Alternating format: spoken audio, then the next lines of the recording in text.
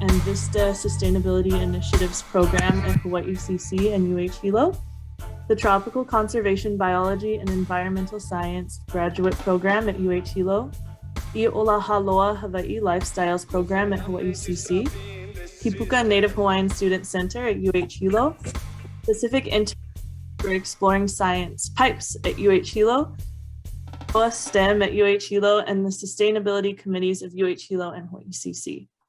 The theme for the Lahonua Symposium is Wanana Ika Mauliola, Projecting and Manifesting a Thriving Earth. The session you're in right now is Reimagining Invasive Species and will be presented to you today by Malia Akutagawa. Unfortunately, Uncle Raj won't be joining us today. He's not feeling well, so we're sending him our best wishes today. My name is Anya Benavides, and I'll be serving as moderator for this session with the assistance and support from Navin Tagore Erwin, and also Michelle Shui, who will be moderating the chat for us.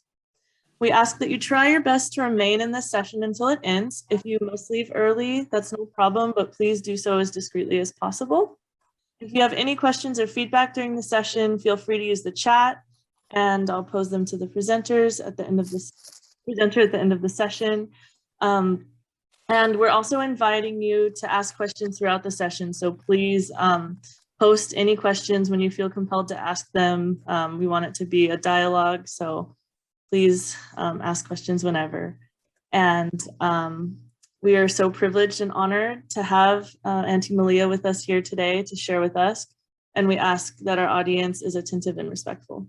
You'll eventually be emailed a survey, which will also be available on our Lahonua website.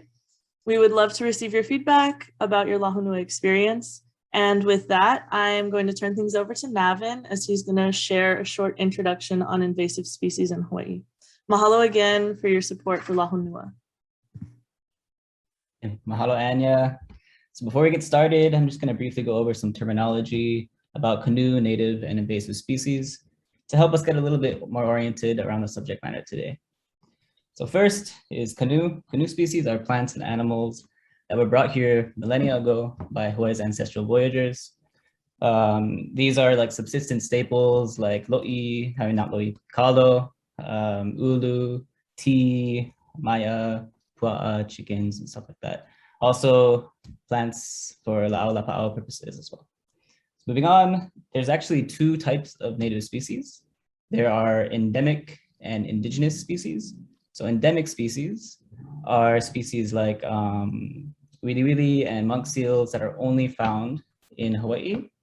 And then there are indigenous species, which are species like palapalai, which are found in Hawaii, but also elsewhere in the world.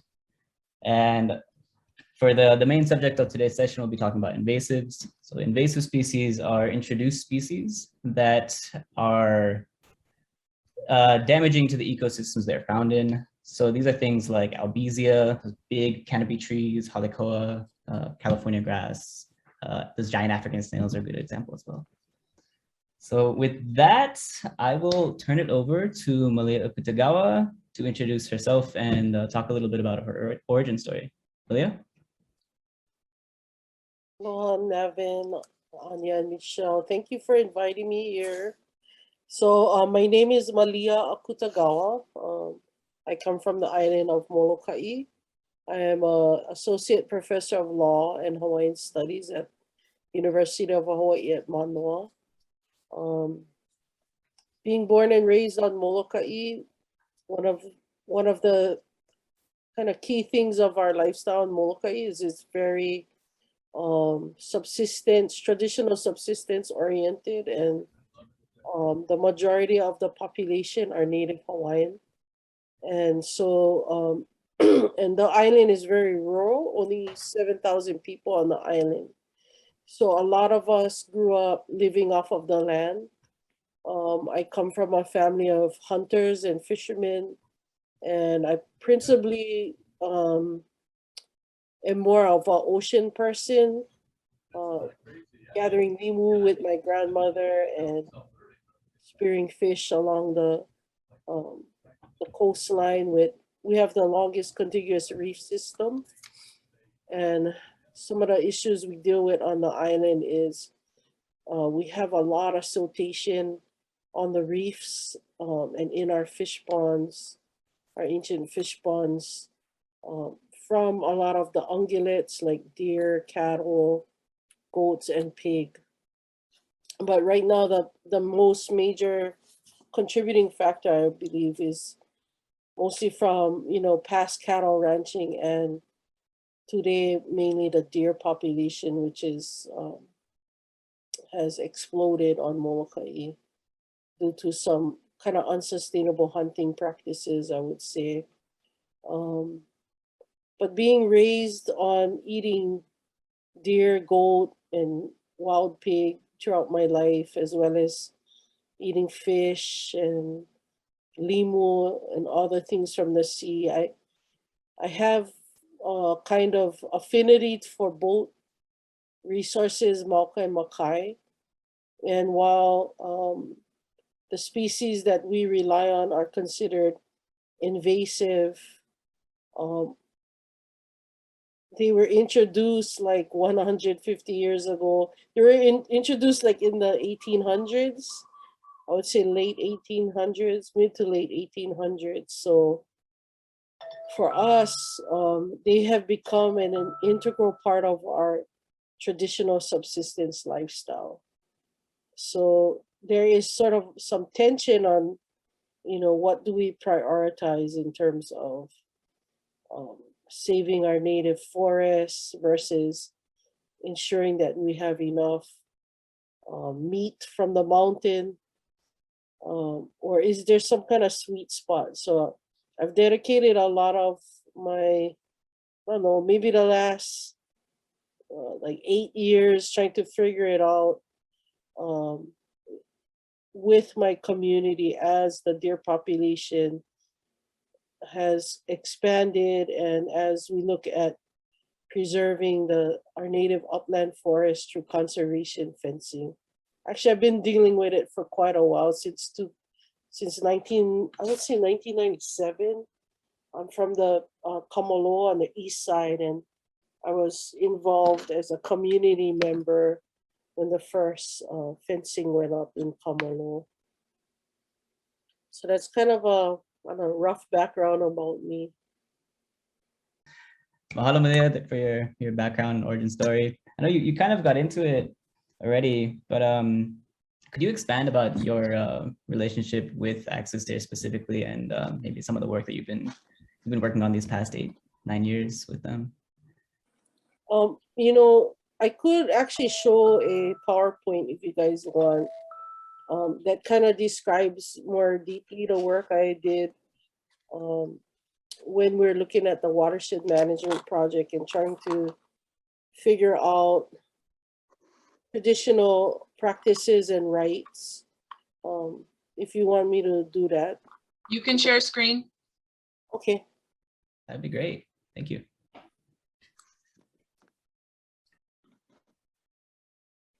So this is something I had to show in one of the Hawaiian studies classes, but we're dealing with,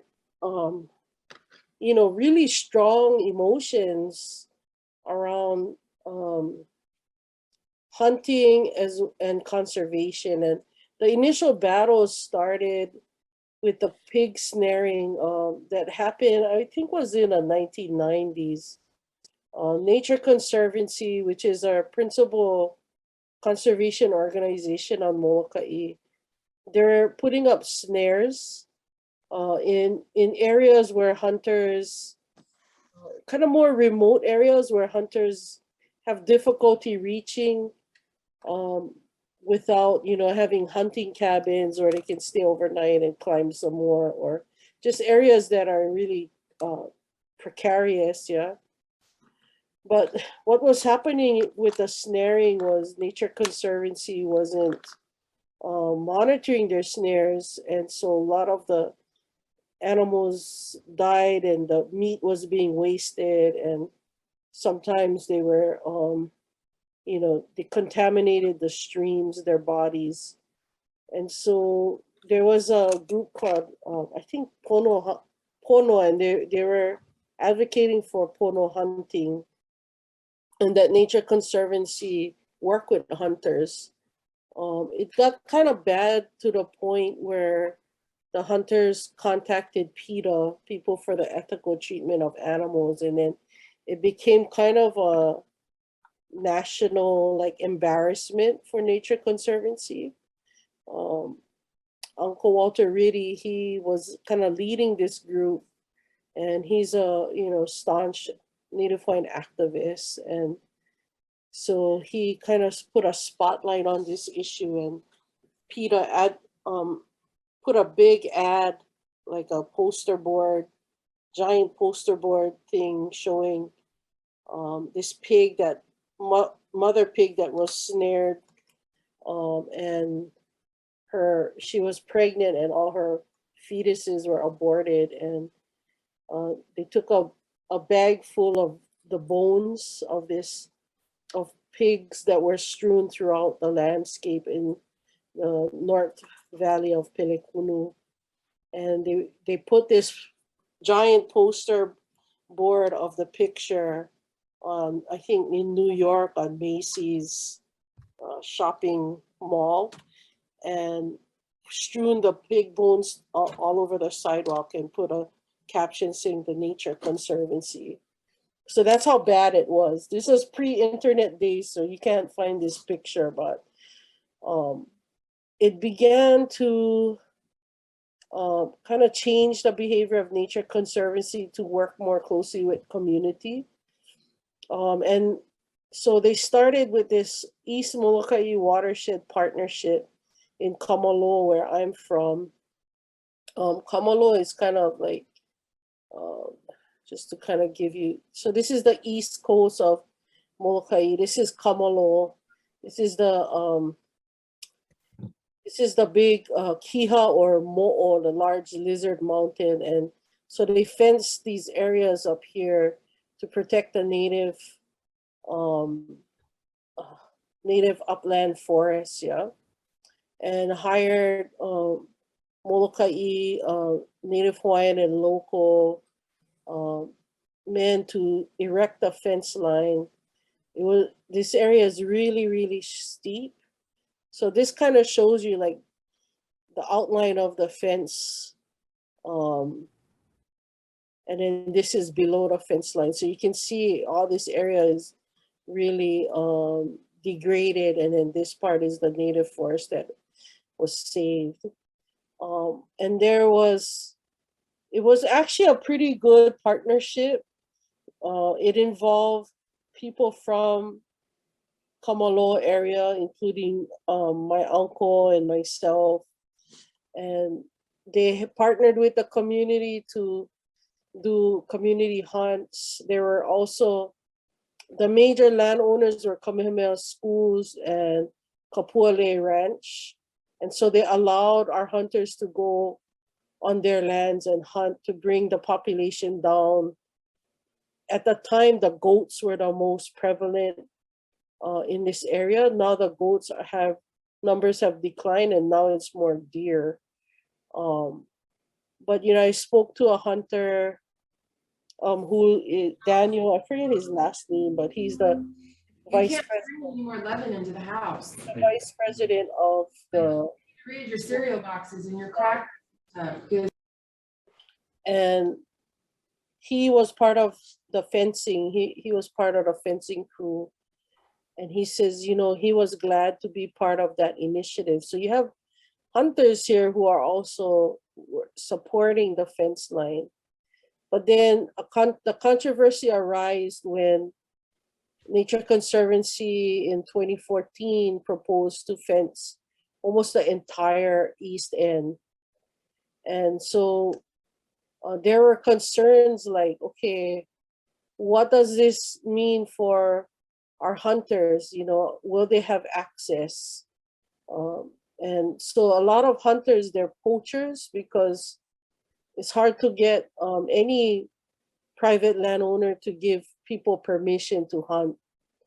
And so it became a big controversy, and the Ahakiole, which is a kind of indigenous governance system on Molokai, it's a group I'm part of as well. I was a po'o, the lead for the island for several years up until recently. At the time, I wasn't in the Ahakiole leadership, but the Office of Hawaiian Affairs kind of intervened when the Ahakiole asked for help.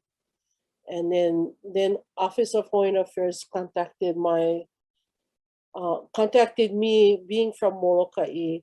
And so I got my law students through our Native Hawaiian Rights Clinic project to assist. And what we did was, we wanted to make sure that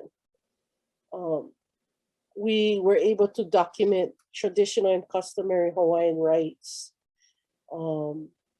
And so we did intake forms and interviews of Kama'aina people from the area of Manae, which is over 30 ahupua'a, on a really small stretch of land. The ahupua'a are really narrow, but we really wanted to kind of get a sense from them what their practices were, and we basically operationalized this framework by asking them, okay, this is a legal framework for the protection of Native rights, where you do an assessment of traditional and customary Hawaiian practices taking place in a subject area, evaluate impacts of a proposed action on those practices, and then mitigate harm to Native Hawaiian rights and practices. So the case law basically says that when you want to determine what is Hawaiian custom, you ask the Kama'aina, you ask the Native Hawaiian tenants of these ahupua'a, what is the practice? So we wanted to operationalize this process. Our interviews were really about trying to determine, okay, what natural and cultural resources exist in Manae, in East Molokai, and what is the current health of these resources? And what do you think the impacts will be from the fencing along the Vau'akua and the Vaunahele, this upper areas with the permanent cloud forests? And what do you think the impacts will be to your rights and practices? And then what do you recommend to do to make it pono? And so we did the interviews and we did mapping. We wanted them to kind of identify the general areas where they fish, hunt, and gather, where the trails were, places that they gathered la'au lapa'au, medicinal herbs, lei making materials, and things they gathered for food. And so we found like these are like the different ahupua'a names. And we found that in every ahupua'a, there was some kind of traditional subsistence or religious ceremonial things that were being done. So this indicated to us how robust these practices continue to be. And then we wanted to see what they were hunting, gathering, fishing. And so these are some of the things that they listed in the intake forms. And then we kind of wanted to see what was the availability of subsistence foods. And so they were saying like where the kamalo fence was, they saw the the white crab return and they saw some limu return. But they saw like the lower forest resources diminishing. They were saying the moisture in the air is less, so they don't see the pepeao, the tree fungus that is a delicacy. They were saying like all the fish ponds and the reefs are being silted over. So there's degrading ahupua'a health. One of the things too, they witnessed like even though in Kamalo, the upper rainforest was intact, there was further degrading of the lower parts of the ahupua'a, which added to the silt. So there was really a need to coordinate the work. And then in areas where there was no fence, it was continued degradation. Yeah. They also said that a lot of the stream resources were being degraded. And like O'opu, so this is the O'opu and this is Hihivai. These are the major stream areas, and the Java plum was overcrowding the stream habitat and overshading. But there was also, you know, the lands above were degraded, so there's a lot of flash flooding, and the flash flooding killed the O'opu. The O'opu look for heavy rains to wash them down into the estuary, into the bay, and that's how they mate. But with the flash flooding, the O'opu perished. And so these are some of the things that people were observing. And, you know, they also identified certain trails and easements and traditional access areas that we needed to protect. So these are certain trails they identified, Molokai trails. And they talked about many historic and cultural sites that could be impacted and would be impacted by the fence line. One of the things was, when you look at this map, there were certain gap areas where large landowners did not agree to have their place fenced. And so there was concern of a corridor being made where the animals would travel further east to find these sort of gap areas. And so there was like, this is like in the Wailua area where there's a lot of streams and there's no county water. So people rely on the streams for their domestic and agriculture uses.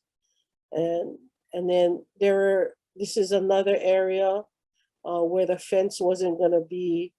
And so there were like certain historic cultural sites like this apu for the awa bowls that was carved into the stone. So there were a lot of concerns, like also about, you know, hunting, access for hunting. And so some people were saying, like, you know, this is Molokai Inui Hina, great child of Hina.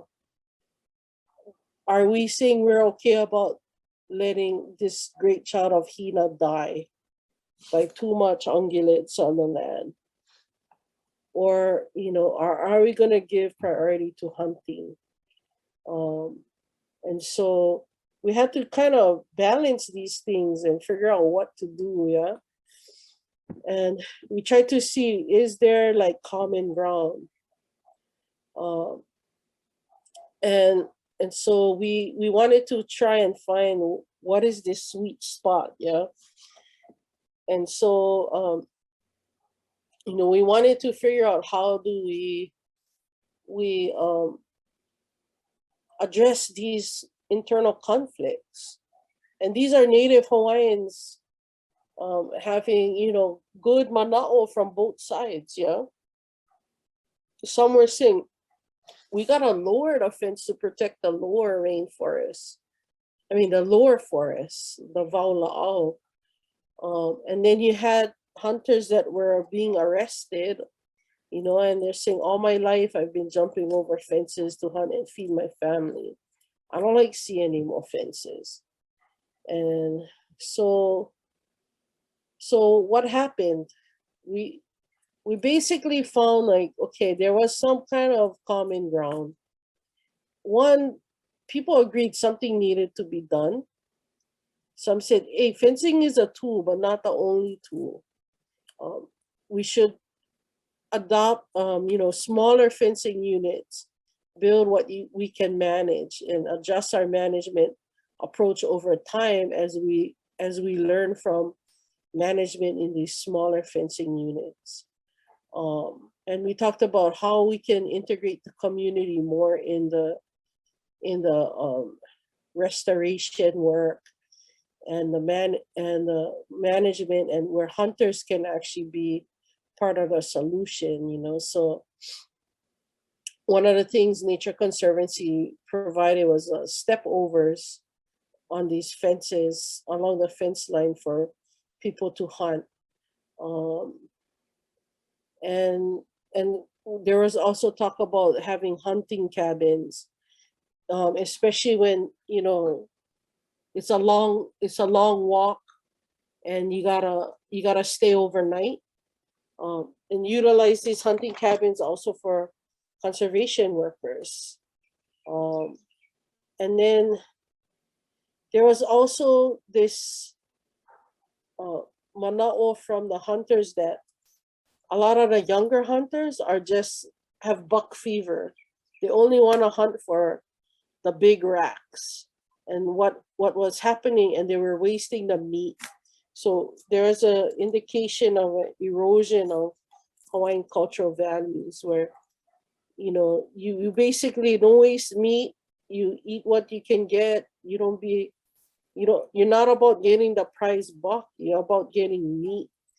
And so what's been happening, and as I've been interviewing more hunters, you know, more recently, beyond this research we did in 2014, was what's contributed to the population explosion is that, one, you got the big bucks getting eliminated. So now you have the spikes, which in reality wouldn't even been able to mate with the does. And so now the gene pool is getting really is getting lessened. So you see kind of smaller deer and more deformed, and the big bucks used to regulate when the mating happens. So now with the spikes mating with the does, they're basically mating and birthing year round, when it used to be more like twice a year. So now you have this population explosion. You're not killing enough of the does. You're killing the big bucks. You're weakening the gene pool. They're also becoming more tame. The deer are kind of crafty, you know, they adjust to hunting pressure. So now they're going to the residences and farms. And as the population explodes, and especially in the summer months, we had this famine. What was happening was there was not enough vegetation. It was dry. There was no water. You also had Molokai Ranch on the west end that kind of was phasing out cattle ranching. So they stopped putting water in their troughs.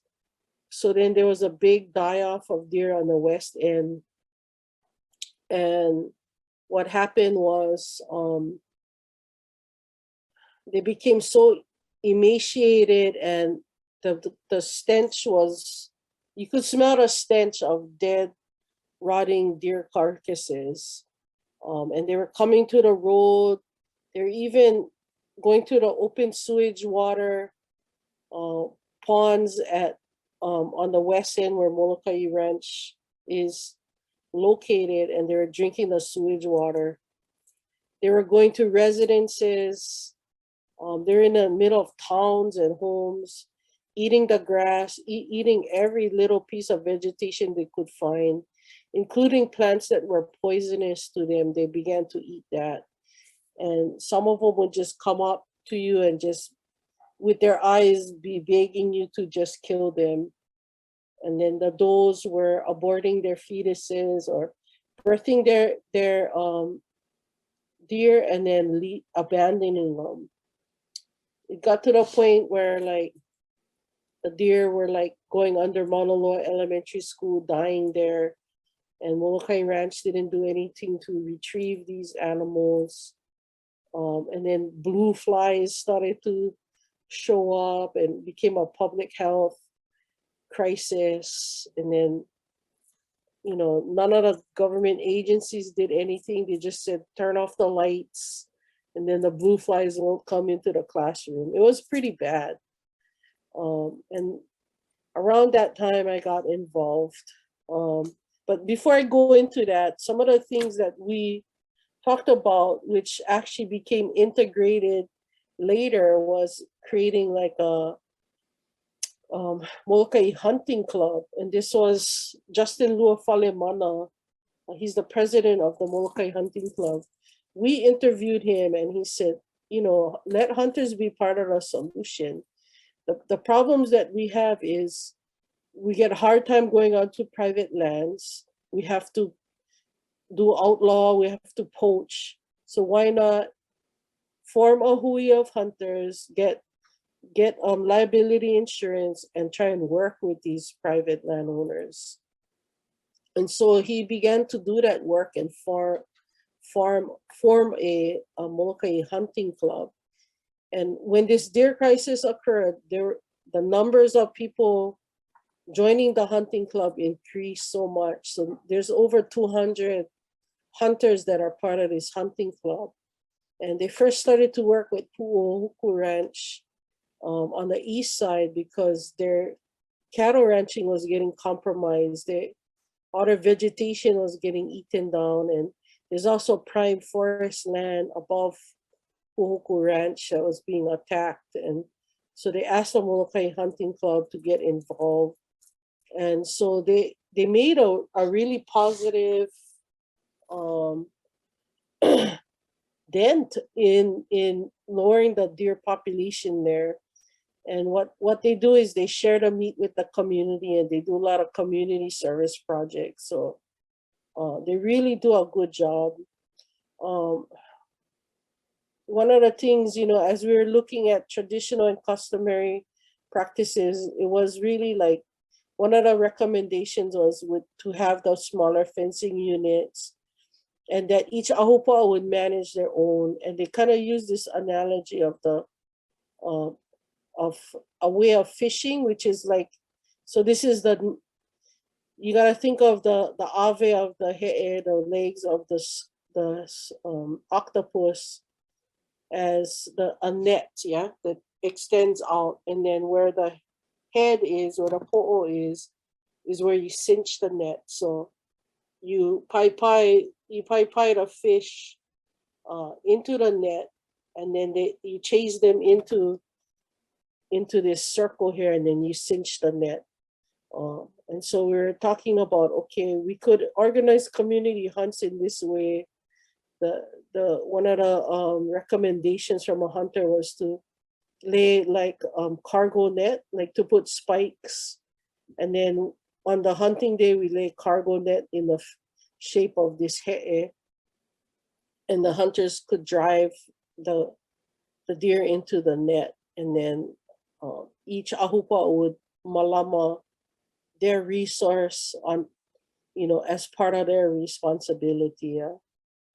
But the overarching thing was, you know, when we look at culture, so culture determines the Hawaiian rights. Yeah. So we said, look, when you look at the word kuleana, it means right, privilege, and responsibility. There's no English word like that, where rights and responsibilities are married together. And so we said, yeah, we had a kapu system. And part of that kapu system was to malama, to care for the resources. And the ancient kupuna had to deal with conflicting interests. And so what they did was assert a kapu system in order to ensure that everybody's interests and the replenishment and of the different resources would be ensured. Yeah. So we kind of took that into mind and put that in our report. And then there was also, you know, from the Hui Aloha ʻāina o Manaʻe group, they talked about, you know, including not just looking at watershed management as protecting the upper rainforest, but really looking at it from an ahupua'a level and utilizing the people to do different things along the ahupua'a, all the way down to the shoreline with our local i'a, our fish ponds. And so these are some of the things that were suggested. Let me see if there's anything else. And then what we did too was we looked at the different vau, these sort of zones, biocultural zones in the ahupa'a. What we did was we identified their characteristics and what are the natural and cultural resources existing currently in these vau, whether the existing condition and threats, what different legal protections exist within these areas, and then what are the community management recommendations. So we did this for every vau, the vau akua being the top, vau kele being the second biocultural zone, vau la'au, the lower forest, vau kanaka, where you have the human footprint. And, so we also included feedback from Nature Conservancy and then how we would implement these practices as we compromised. And so what happened was they submitted a proposal. They basically lessened their initial proposal from fencing the entire east end to working on this Paku'i watershed. So it was an extension from the Kamalo into several ahupa'a up to the ahupa of Mapulehu. But since that time, they've also gotten an agreement to fence an area where Pu'uhoku Ranch is on the east side, the far east side. Let me stop sharing now. So, going back to the more dire situation with the deer. So I got involved again in, I would say, I think the beginning of 2021. So we started to see the deer kind of looking really weak in the summer of 2020. And then when the rains were supposed to arrive in the winter, we were thinking, okay, the deer population is going to recover. And hopefully by then we'll be okay. But the rains didn't come on time. And so they started to die even more. And so I was getting phone calls like, Malia, we need your help. We got to figure this out. And so around that time, I had this dream. The deer visited me and they were showing me first I saw my arm, and it was like I went and looked into my arm, and I saw the blood vessels, and I saw the DNA strand in my body. And the deer were saying, "Iwi o ku'u iwi, koko o ku'u koko, blood of my blood, bone of my bone, we are one." And they showed me that through multiple generations of my ohana, that the deer had formed our blood, had formed our bones, and was one with us. And they said, you cannot think of us as invasive species anymore. We're part of you. And what I felt was this tremendous love emanating from them.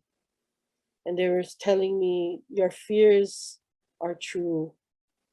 Because of the way people are hunting today, our population is exploding and we've become weakened. And so you guys have to hunt pono. And he said, you have to start killing us. You gotta call the herd.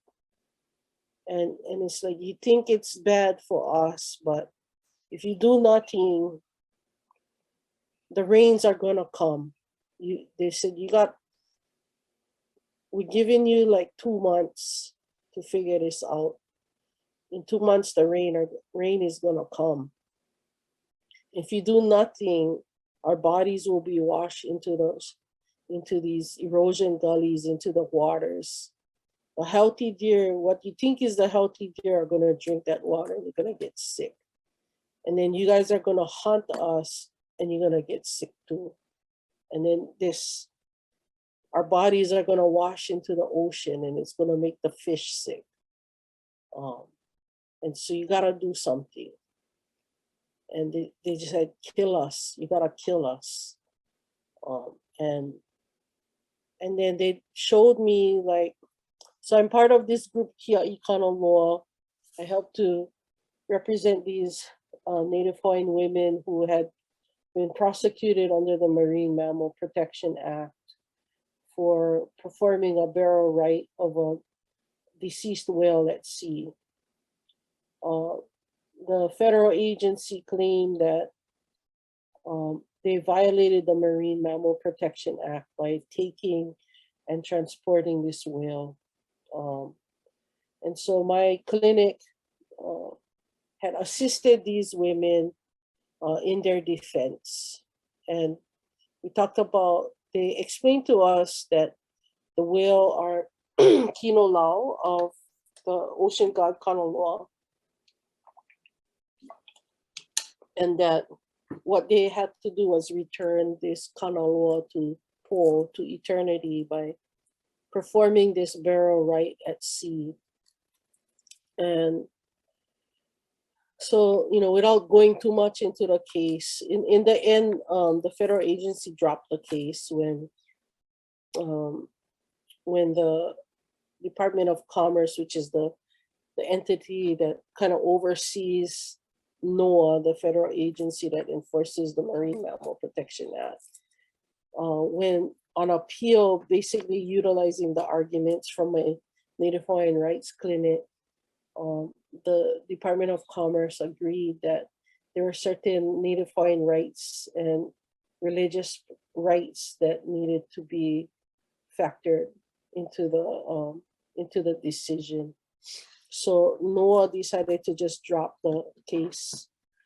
But in this interaction with these women, they explained to us the kumulipo, and that in the kumulipo you see pairings of animals and plant species on land and in the sea. So they explained that the kumulipo talks about the awa, which is an ancient word for the sandalwood, yeah, and that it paired with the whale. And they say when one guardian falls, the other will fall. So they talked about the sandalwood trade in Hawaii coincided with whaling.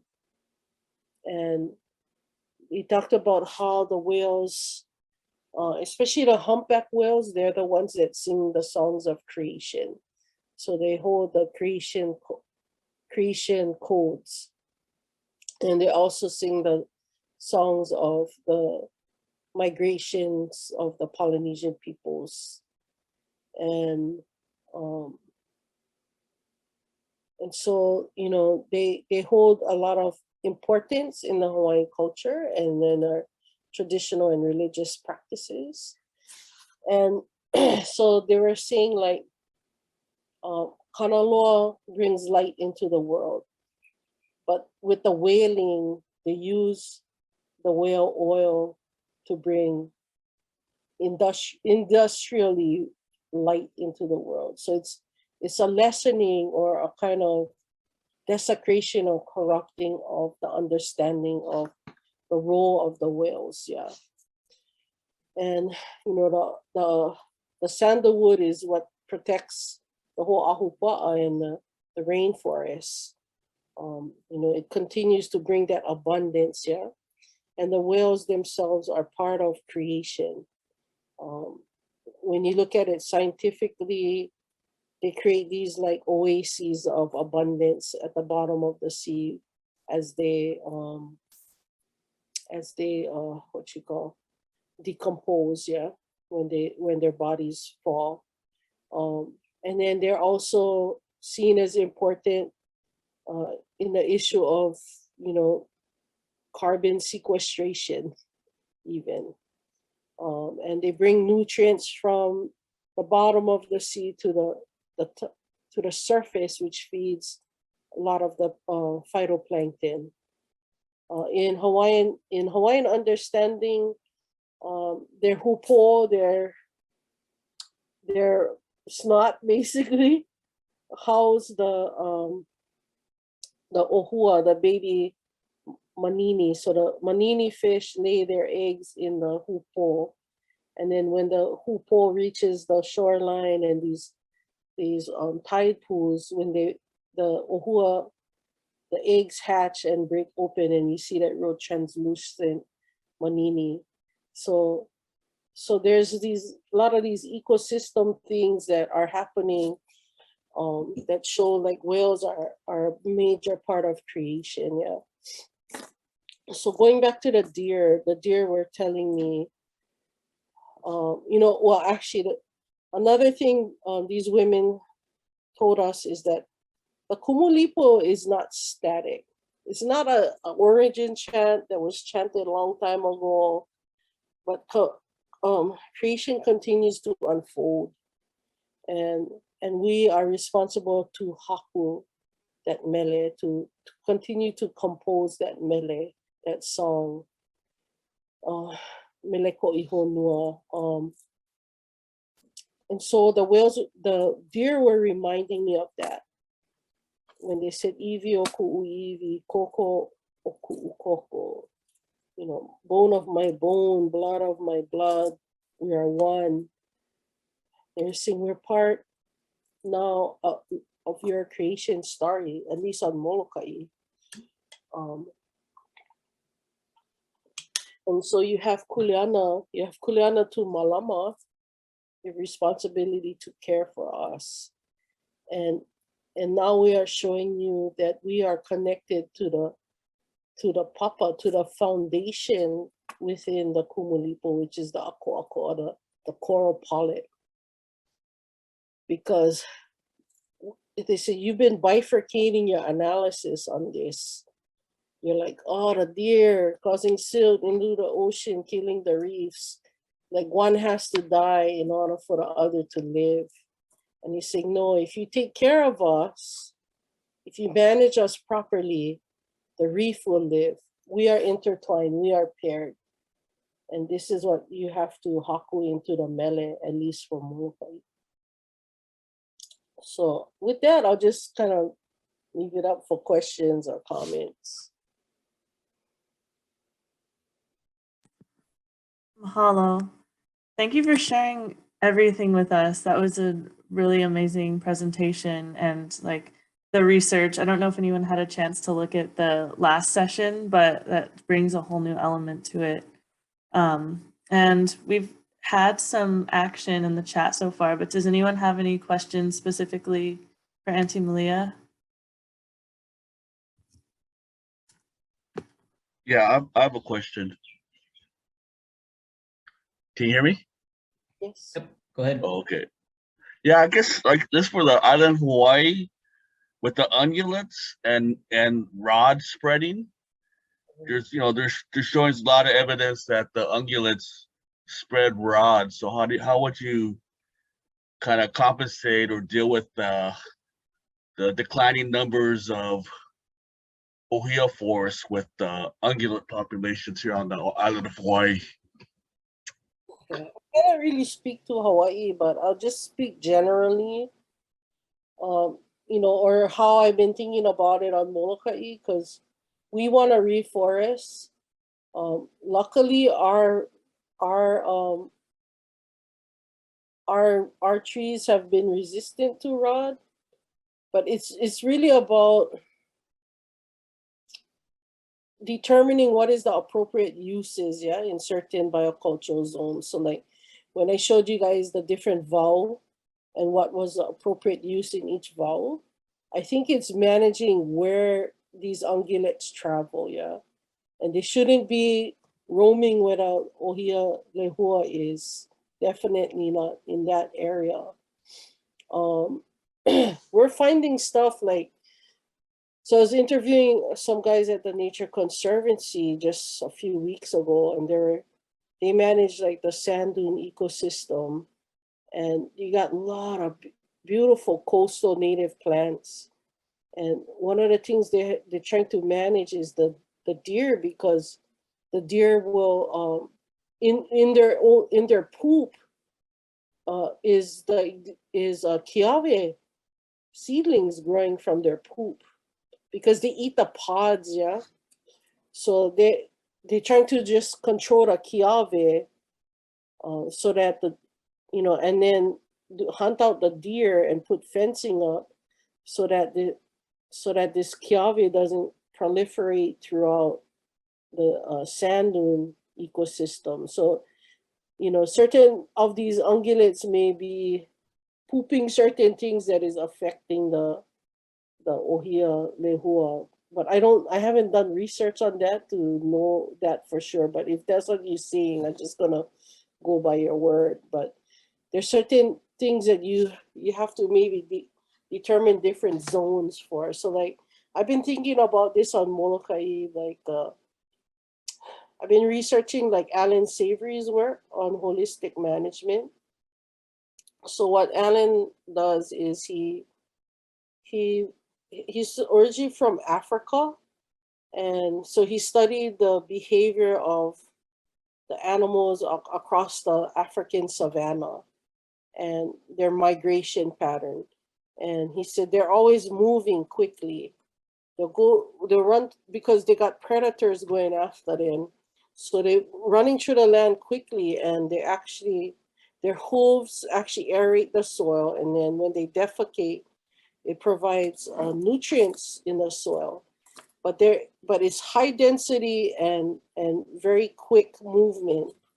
So what he did was for like cattle and other things that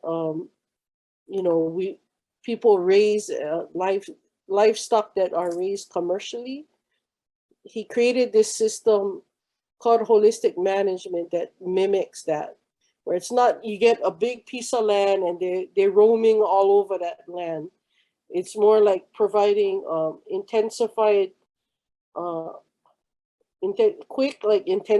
grazing in smaller areas, and then you move them off to the next pot, the next, I don't know what you call it, but the next area. And so these animals end up having a healing effect on the land. So some of the things I've been kind of thinking of is like, okay, what if we created like a deer zone, and we kind of fenced or managed it in such a way where they go from one paddock to the next, and we got to try to figure out that a way that they don't go in these erosion gullies, or we got to plant certain things that will prevent more siltation in these erosion gullies, and then put like gabions in the stream to kind of further retain the soil as it's coming down the mountain. And I was even thinking of like those land bridges. Like, what if we made some land bridges, like how they make over the freeway for migrating animals? If we created something like that and created certain zones where these deer can live appropriately, then we could actually utilize the deer in a healing way. When we're on Molokai too, we interviewed, one of the people we interviewed was Auntie Penny Martin, and she gathers a lot of plants from the forest to make lei, and she's worked a lot with conservation people. And she talked about creating these kipuka. So she said, like, maybe the size of a house, regular 3-bedroom size house or something. You create these small fence units, you weed. And she said she wanted to make like some of these control areas where you just weed out all the invasives and then see if within the soil itself there's native plants that pop up.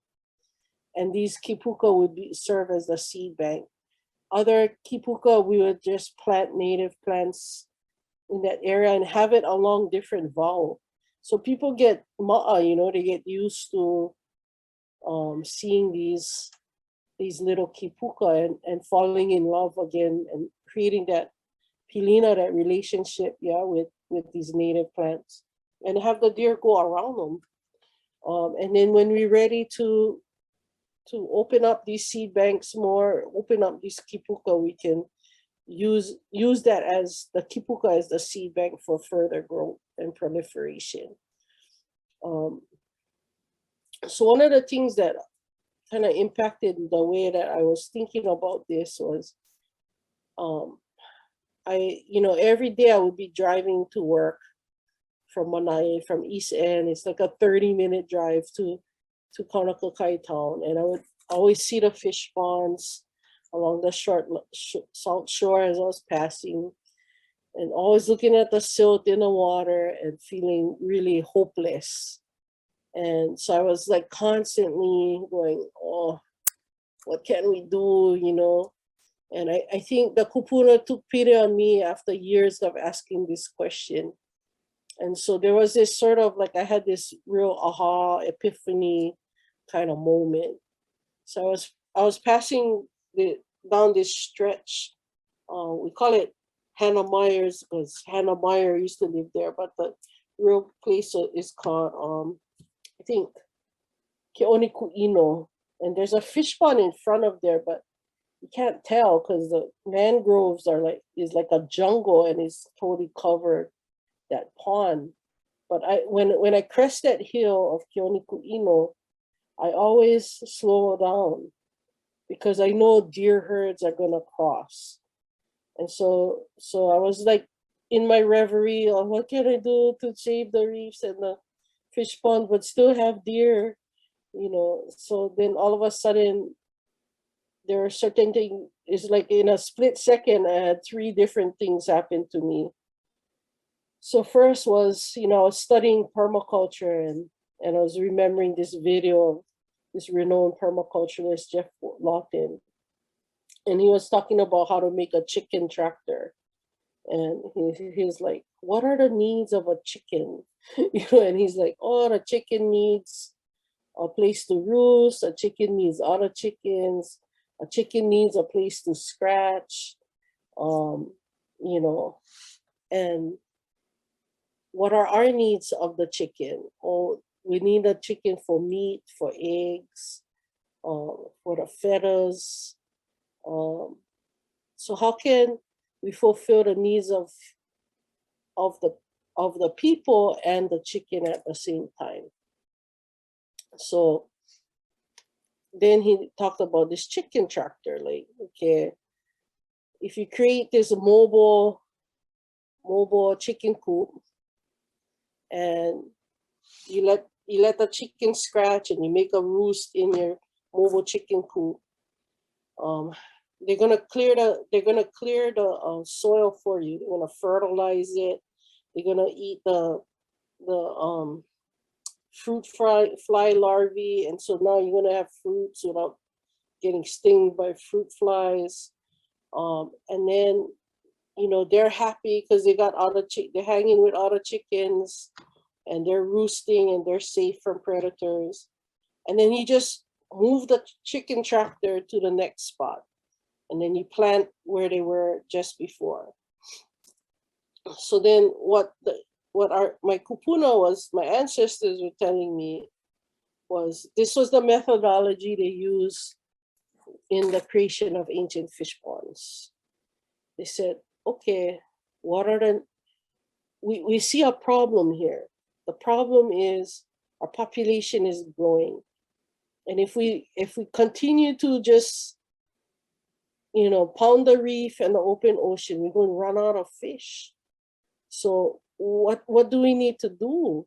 It's like, oh, we got to eat the kind of fish that eat limu, like lower in the food chain. Okay, well, what are the needs of this fish? The mullet, the ava. They like the sweet water. The sweet water is where the brackish water is, the mixing of salt and fresh. They like to eat limu. So like there's certain limu that thrive in this kind of environment. We gotta make sure we create something where the limu can thrive and where the fish get in this sweet water. And so that's how they ended up constructing these fish ponds around these springs and where, you know, an estuary kind areas. And so the fish got fat. They were able to, you know, at the makaha, just gather how many fish they wanted. And the fish didn't want to leave. And everybody was happy. You had ʻāina Momona, you had fat, abundant land. Okay, so then they're saying, what are the needs of the deer? Like, why do you know that when you go to this area, keoni kuino, to slow down? Why is it that deer herds cross this area? I said, oh, they're looking for water. How you know get water over here? Oh, like what do you smell every time you pass this area?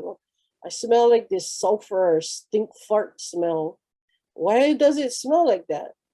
It's like, oh, the mangroves are overgrowing and overtaking the springs. So now there's anaerobic bacteria, but still the deer know that there's springs there. So then they go and drink water at the fish pond. And that's why, you know, you gotta slow down. He said, why don't you make fish pond on land?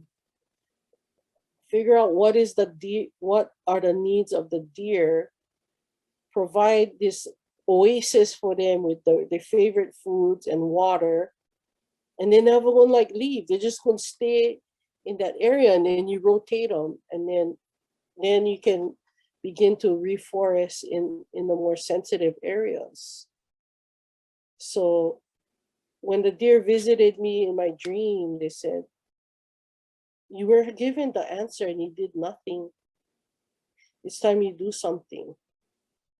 So part of what I'm trying to do, like as I've been kind of assessing the issues of Molokai, with the deer overpopulating, the deer going into private residences, the deer eating up the farmland of Hawaiian homesteaders, I realized that the hunting club serves a role in trying to get the deer population down, but the next step is the long-term management, yeah.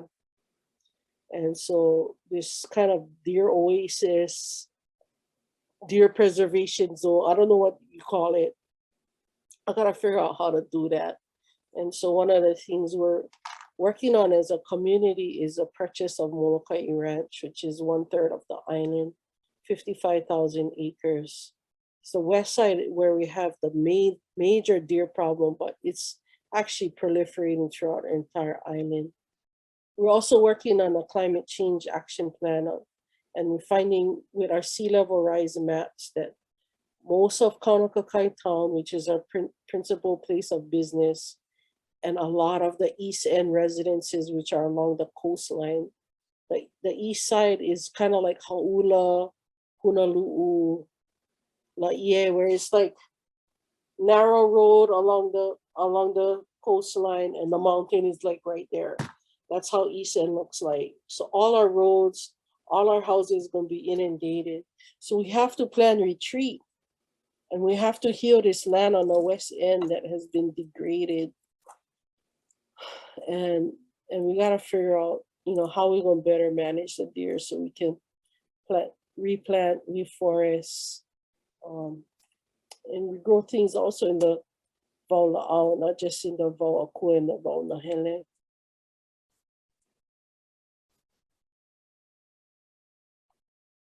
Sorry, doing too much talking. Do some talking. Oh, it's so great to hear your mana'o and your stories, and just so beautiful your dream about the deers coming to you, and yeah, it's really, really impactful. It's kind of got reminding me of a story that your friend and my boss Matthew Kamakani Lynch has about his work in Keakua on the back of Manoa Valley, and how what he talks about is, you know, these trees, this alvesia in in the back of Manoa Valley, or the deer on Molokai, or the kiawe on dry sides, you know, they're not rubbish. And we can't treat them as such. We can't treat them as just an invasive species. And so he was talking about how the albizia right now in this restoration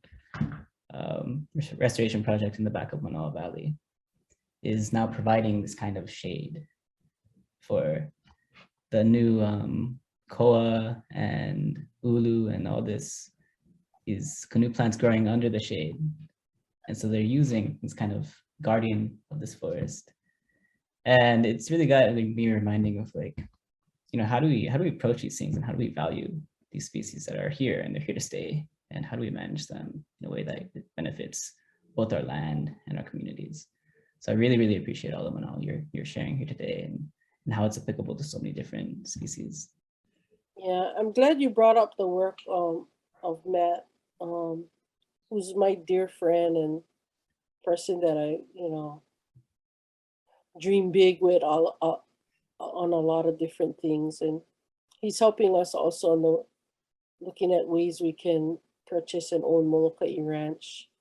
But yeah, you bring up a good point. I mean, one of the things that we've been talking about is how can we make commercial use of the deer? What's the ensuring that subsistence hunting is not compromised? Yeah, so we have a lot of surplus. So some of the things, you know, in interviewing my cousin Desmond Manaba, you know, he's able to do USDA monitored hunts and utilize the meat and sell the meat commercially.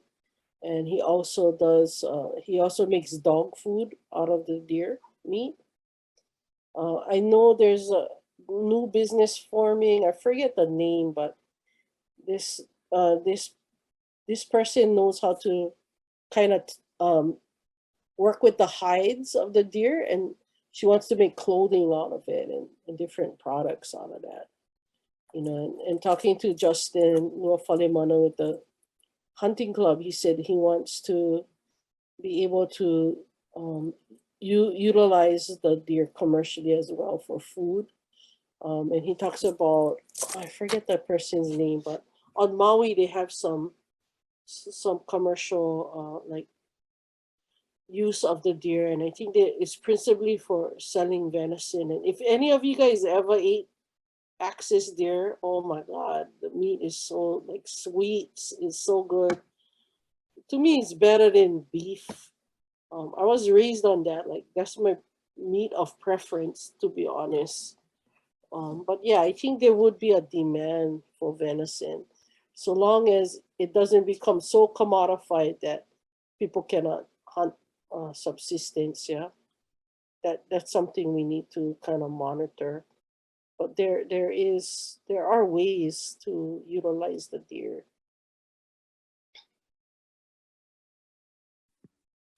Yeah, I think that's the important thing, is talking about utilization, because it's not just saying like, oh yeah, let's just let like invasive species run and like destroy everything, but it's like, okay, how can we manage this in a way where we're respecting and like using this resource, but also like, you know, giving space to like preserve the forests. So I think this is like a really good discussion to have.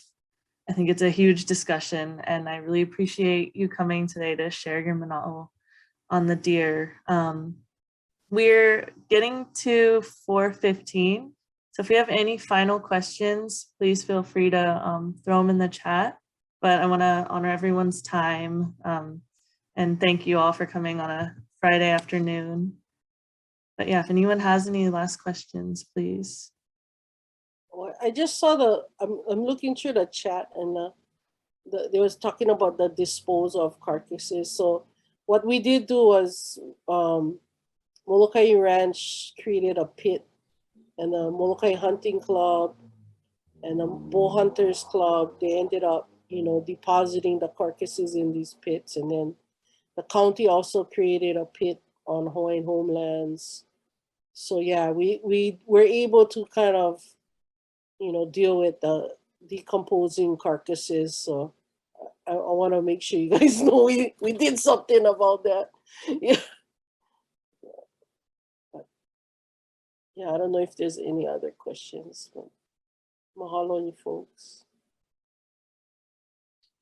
Celia just raised her hand. Celia, do you want to go ahead? So sorry. I'm in my car, and aloha, mahalo, Malia. I loved your talk. I teach a course called Ethics, Conservation Ethics and Environmental Justice. We're doing a section on the ethics of invasive species, and your talk just resonated with a lot of the ideas in some of our readings, but one that really gripped me from nature, learning from the animals, learning from the fish on how to manage the deer, or what we regard as invasive species. And so that very methodology of looking to nature to figure out how to control or to manage species is such a great methodology. And I don't see that necessarily employed per se in invasive species control, strategies.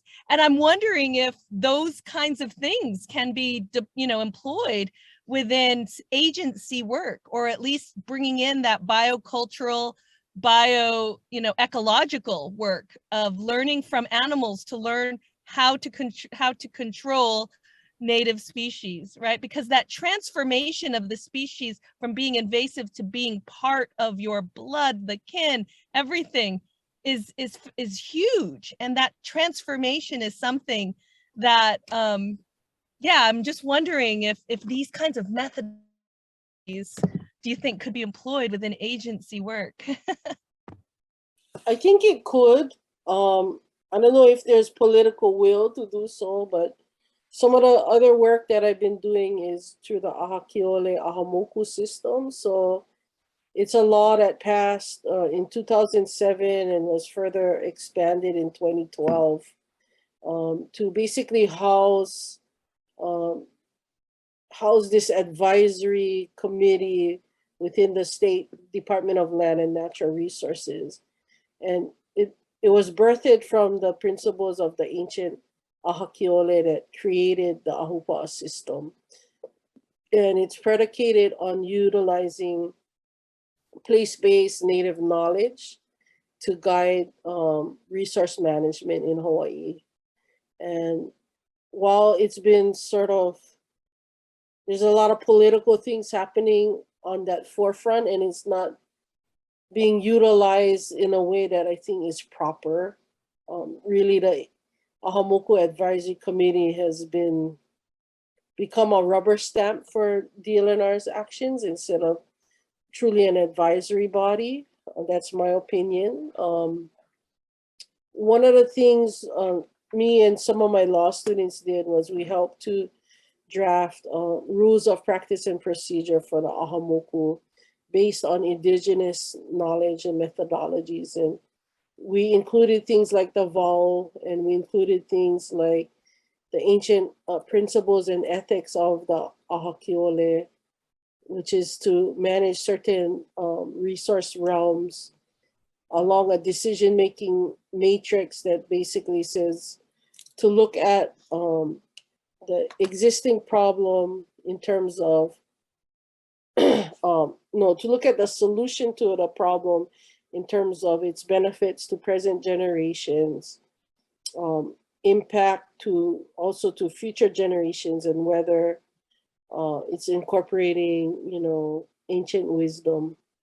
Yeah, so I can kind of make that available to NAV and folks for you guys to see the rules of practice and procedure that we drafted, and it provides these kinds of methodologies that ultimately the state should be following, and how the AMAC, the Ahamoku Advisory Committee, should be operating.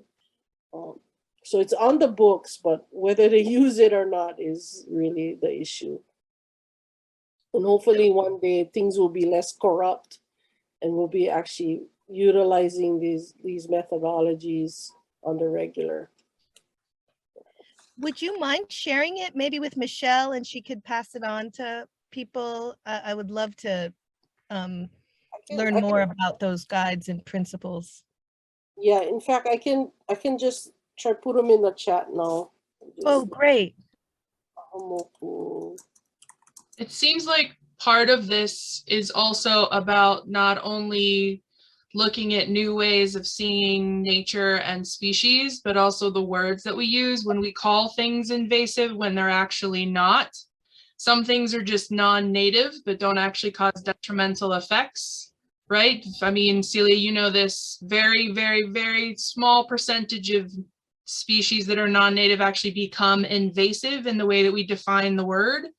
So just calling everything invasive can make it really difficult to try to find a better way to manage something by putting that idea in people's heads. But I think it's also in some ways about science seems to sometimes think it's always right, but science isn't always right. And so we need a better definition of science. What is knowledge? What is truth? And when we start taking into consideration that there's a bigger world out there than just the data, right, that we can come up with a better system and provide, I don't know, better future nature and ecosystems that work.